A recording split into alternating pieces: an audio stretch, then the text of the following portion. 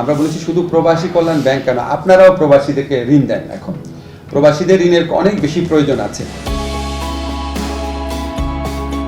প্রবাসীদের আর্থিক ভিত্তিকে প্রসারিত করবার লক্ষ্যে ব্যাংকগুলোকে ঋণ দেবার নির্দেশ দিয়েছে বাংলাদেশ ব্যাংক।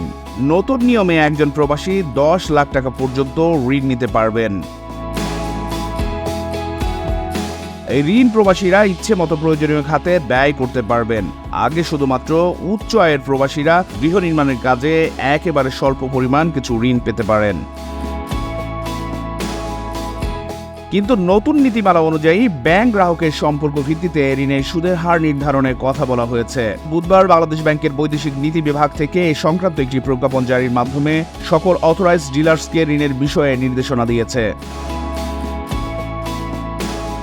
প্রজ্ঞাপনে বলা হয়েছে, যেসব বাংলাদেশি নাগরিক বিদেশে রয়েছেন তারাই কেবল এই ঋণের জন্য বিবেচিত হবেন, আর বৈধভাবে পাঠানো রেমিটেন্সের ভিত্তিতে ঋণ পাওয়ার যাবতীয় বিষয় নির্ধারণ করা হবে।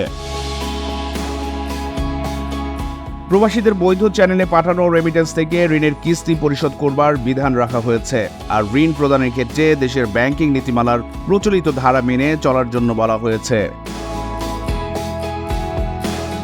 সবশেষ তথ্য অনুযায়ী বিশ্বের বিভিন্ন দেশে বাংলাদেশি কর্মী সংখ্যা 1,55,13,460 জন।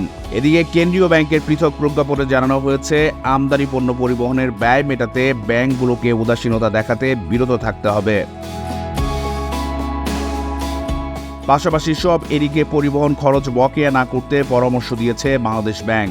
অপর নির্দেশনায় বাংলাদেশ ব্যাংক নির্দেশ দেয় যে কোনো বিশ্ববিদ্যালয় বা মেডিকেল কলেজ কিংবা অনুমোদিত শিক্ষা প্রতিষ্ঠানের সফটওয়্যার এবং ক্লাউড সেবা বাবদ বার্ষিক ফি বা চাঁদা কিংবা চার্জ $3,000 থেকে কমিয়ে $1,500 সর্বোচ্চ সীমা নির্ধারণ করা হবে।